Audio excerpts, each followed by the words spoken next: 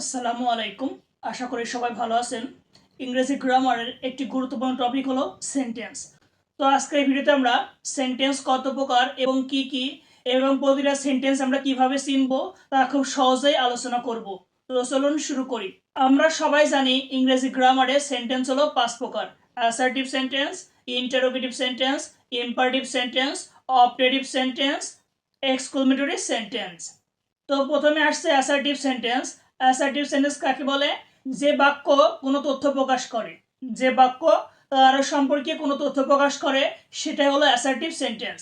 যেমন Rahim goes to school regularly. Rahim goes to school regularly, Rahim নিয়মিত বিদ্যালয়ে যায়। তাহলে এখানে এই বাক্যটা কি রহিম সম্পর্কে কোনো তথ্য দিচ্ছে না, সেজন্য এটা কি সেন্টেন্স? Assertive sentence. যে বাক্যটা তার সম্পর্কে কোনো তথ্য দিবে সেটা হলো অ্যাসার্টিভ সেন্টেন্স। যেমন যদি আরো বলি, Bangladesh is a small country. Bangladesh একটি ছোট দেশ। তাহলে এখানে কার সম্পর্কে তথ্য দেওয়া হচ্ছে? বাংলাদেশ সম্পর্কে। দে are playing there. They are playing দেয়ার, তারা সেখানে খেলা খেলছে। তাহলে এখানে তাদের সম্পর্কে কোনো তথ্য দিচ্ছে। তাহলে যে বাক্য দ্বারা কারো সম্পর্কে কোনো তথ্য প্রকাশ করে সেটা হলো কি সেন্টেন্স? Assertive sentence. আর অ্যাসার্টিভ সেন্টেন্স চেনার সব থেকে সহজ উপায় হলো সেন্টেন্সটি সাবজেক্ট দিয়ে শুরু হবে। বাক্যের শুরুতে যদি সাবজেক্ট থাকে তাহলে আমরা বুঝতে পারবো সেটা অ্যাসার্টিভ সেন্টেন্স। বাকি 4 প্রকার সেন্টেন্সে কোনোটাই কিন্তু সাবজেক্ট দিয়ে শুরু হবে না। তাহলে আমরা খুব সহজে মনে রাখবো যেই বাক্যটি সাবজেক্ট দিয়ে শুরু সেটাই হলো অ্যাসার্টিভ সেন্টেন্স।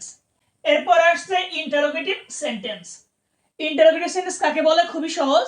যে বাক্য দ্বারা কোনো প্রশ্ন করা হয় সেটাই হলো ইন্টারোগেটিভ সেন্টেন্স। যেমন what do you do. What do you do, তুমি কি করো? তাহলে এটা প্রশ্ন করা হচ্ছে না? এরকম যত রকম প্রশ্ন আছে। আর ইউ এ স্টুডেন্ট, তুমি কি একজন শিক্ষার্থী? When do you go to school, তুমি কখন বিদ্যালয়ে যাও? হ্যাভ ইউ ইটেন, তুমি কি খেয়েছো? এরকম যত প্রশ্ন আছে, প্রশ্ন করলে সেটা কি সেন্টেন্স? Interrogative sentence. আর ইন্টারোগেটিভ সেন্টেন্স চেনার সহজ উপায় হলো সাধারণত 3 ভাবে প্রশ্ন করা হয়। এখানে যেমন কি হোয়াট, ডাব্লিউএস কোশ্চেন, তাহলে ডাব্লিউএস কোশ্চেন দিয়ে প্রশ্ন করা হয়, অথবা ডু ডাস ডিড দিয়ে প্রশ্ন করা হয়, অথবা সাহায্যকারী ভাবকে সামনে এনে প্রশ্ন করা হয়। হয় ডাব্লিউএস কোশ্চেন দিয়ে প্রশ্ন করা হবে, না হলে ডু ডাস ডিড দিয়ে, অথবা সাহায্যকারী ভাবকে সামনে এনে কি করা হয়? প্রশ্ন করা হয়। যেমন হাউ আর ইউ, তুমি কেমন আছো? তাহলে এই প্রশ্নটা করা হলো ডাব্লিউএস কোশ্চেন দিয়ে, হাউ ডাব্লিউএস question. Do you listen to music, তুমি কি গান শোনো? তাহলে এখানে ডু দিয়ে প্রশ্ন করা হলো। হ্যাভ ইউ ইটেন, তুমি কি খেয়েছো? হ্যাভ হলো সাহায্যকারী ভার্ব, তাহলে এখানে সাহায্যকারী ভার্ব দিয়ে প্রশ্ন করা হলো। তাহলে আমরা মনে রাখবো যদি বাক্যের শুরুতে ডাব্লিউএস কোশ্চেন থাকে, অথবা ডু ডাস ডিড থাকে, অথবা সাহায্যকারী ভার্ব থাকে, আর শেষে জিজ্ঞাসা চিহ্ন থাকে, সেটা হলো কি ইন্টারোগেটিভ সেন্টেন্স।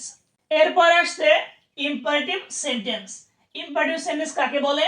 যে বাক্য দ্বারা আদেশ, নিষেধ, অনুরোধ, উপদেশ, প্রস্তাব দেওয়া হয় সেটাই হলো imperative sentence. Do the work, কাজটি করো, এই বাক্যটি দ্বারা আদেশ করা হচ্ছে, তাই এটা ইম্পারেটিভ সেন্টেন্স। তাহলে যে বাক্য দ্বারা আদেশ, নিষেধ, অনুরোধ, উপদেশ, প্রস্তাব দেওয়া হয় সেটাই হলো ইম্পারেটিভ সেন্টেন্স। ডোন্ট গো দেয়ার, সেখানে যেও না, নিষেধ করা হচ্ছে। অলওয়েজ স্পিক দ্য ট্রুথ, সর্বদা সত্য কথা বলবে, উপদেশ দেওয়া হচ্ছে। লেটস গো দেয়ার, চলো সেখানে যাই, একটা প্রস্তাব দেওয়া হচ্ছে। সাধারণত ইম্পারেটিভ সেন্টেন্স 3 ভাবে শুরু হয়। কখনো মূল ভার্ব দিয়ে শুরু হয়, কখনো ডোন্ট দিয়ে শুরু হয়, কখনো লেটস দিয়ে শুরু হয়। যেমন এখানে ডু দ্য ওয়ার্ক, কাজটি করো, ডু কি ভার্ব না? তাহলে ভার্ব দিয়ে শুরু হলো, তাই এটা ইম্পারেটিভ সেন্টেন্স। ডোন্ট গো দেয়ার, সেখানে যেও না, নিষেধ করা হচ্ছে, ডোন্ট দিয়ে শুরু। লেটস গো দেয়ার, চলো সেখানে যাই, তাহলে এই বাক্যটি লেটস দিয়ে শুরু হচ্ছে। তাহলে যদি ভার্ব দিয়ে, অথবা ডোন্ট দিয়ে, অথবা লেটস দিয়ে বাক্য শুরু হয়, তাহলে আমরা খুব সহজে বুঝে নেব সেটা ইম্পারেটিভ সেন্টেন্স। এরপর আসছে অবজেক্টিভ সেন্টেন্স। অবজেক্টিভ সেন্টেন্স হলো যে বাক্য দ্বারা কারোর জন্য প্রার্থনা করা হয়। যে বাক্য দ্বারা কারোর জন্য প্রার্থনা করা হয় সেটাই হলো অবজেক্টিভ সেন্টেন্স। যেমন মে আল্লাহ ব্লেস ইউ, আল্লাহ তোমার মঙ্গল করুক। মে আল্লাহ ব্লেস ইউ, আল্লাহ তোমার মঙ্গল করুক। এই বাক্যটি দ্বারা কি কোনো প্রার্থনা প্রকাশ করা হচ্ছে, তাই এটা কি সেন্টেন্স? Objective sentence. আর অবজেক্টিভ সেন্টেন্স সাধারণত মে দিয়ে শুরু হয়। বাক্যের শুরুতে মে থাকলে আমরা বুঝবো সেটা operative sentence. May Allah bless you, বাক্যটি মে দিয়ে শুরু, তাই এটা কি সেন্টেন্স? Operative sentence. এরপরে আসছে এক্সক্লেমেটরি সেন্টেন্স, যে বাক্য দ্বারা আনন্দ, দুঃখ, বেদনা অর্থাৎ মনের আবেগ প্রকাশ করা হবে সেটাই হলো এক্সক্লেমেটরি সেন্টেন্স।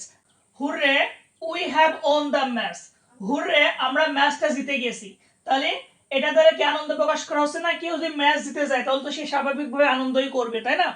তাহলে যে বাক্য দ্বারা আনন্দ, দুঃখ, কষ্ট, বেদনা প্রকাশ করবে সেটাই হলো exclamatory sentence. Alas he has no more, হায় সে আর বেঁচে নেই। কেউ যদি মারা যায় আমরা কি দুঃখ প্রকাশ করি না? তাহলে যে বাক্য দ্বারা আনন্দ, দুঃখ, বেদনা প্রকাশ করবে সেটাই হলো এক্সক্লেমেটরি সেন্টেন্স। আর এক্সক্লেমেটরি সেন্টেন্স চেনার সব থেকে সহজ উপায় হলো বিস্ময়সূচক চিহ্ন থাকবে। এই চিহ্নটা থাকলে আমরা বুঝবো সেটা কি সেন্টেন্স? Exclamatory sentence. তো আজকের ভিডিওতে আমরা 5 প্রকার সেন্টেন্স নিয়ে আলোচনা করলাম। এভাবে আমরা ধারাবাহিকভাবে ইংরেজি গ্রামারের সব টপিকগুলো নিয়ে আলোচনা করব। সেই পর্যন্ত আপনারা ভালো থাকবেন। আসসালামু আলাইকুম।